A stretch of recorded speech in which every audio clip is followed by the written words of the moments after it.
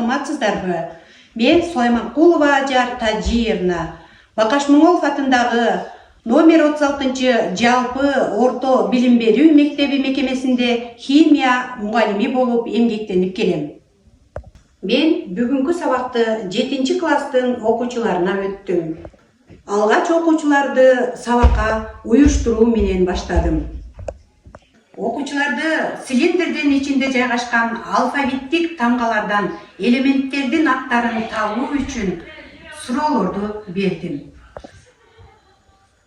Окуучулар ар бир цилиндрдин ичиндеги элементтердин аттарын таап, анын ар бир тамгасы ашып калгандыгын байкашып, Менделеев деген сөздү чыгарышты. Менделеевдин мезгилдик системасындагы элементтерге саякат жасап, элементтердин конфигурациясы боюнча окуучуларды С, П, Д, кызыл, сары, көк түстөгү 3 топко бөлүп алдым. Окуучулар элементтерге саякат жасап, өздөрүнүн ысымдарына жараша касиеттүү ысымдар деген оюнду ойношту. Окуучуларга изилдөө, кызыктыруу методикаларын жүргүзүү үчүн табигый заттарды 3 топко бердим.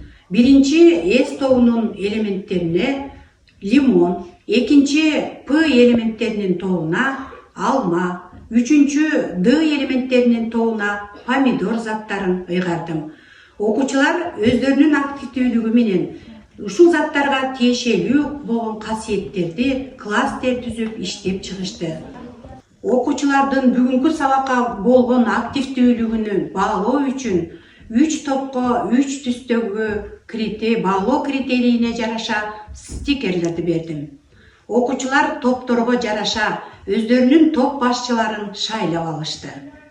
Окуучулар топтор менен активдүү иштеп, заттарды изилдешип, класстерлерине презентацияларды беришип, мыкты катышышты.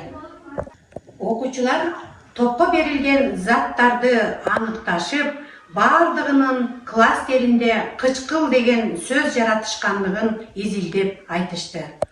Окуучулар сүрөттөөлөр менен берилген приборлордо жайгашкан тамгалар аркылуу иштешип, ар бир алфавиттик тамгага элементтердин аттарын таап, бүгүнкү сабактын темасы кислоталар экенин аныктап табышты.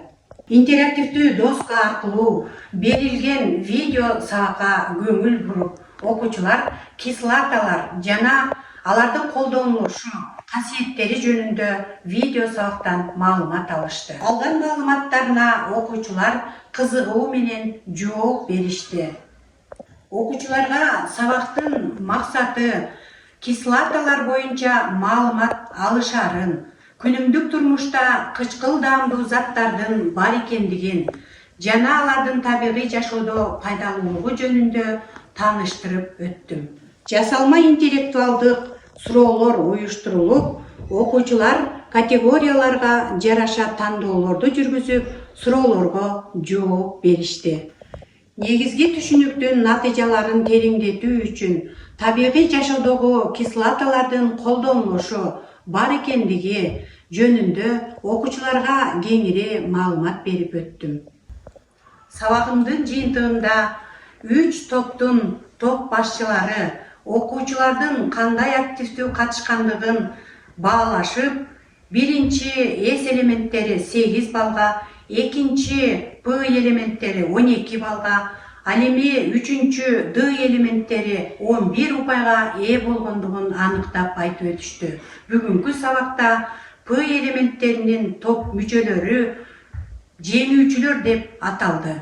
Андан соң бүгүнкү сабакка активдүү катышкан топ мүчөлөрүнүн ичинен мыкты окуучулардын ысымдарын атап, окуучуларга эң жакшы деген ийгиликтерди кааладым. Окуучуларга үйгө тапшырма кислоталар боюнча 5 сүйлөм түзүп келүү деп дайындадым. Көңүл бурганыңыздар үчүн чоң рахмат.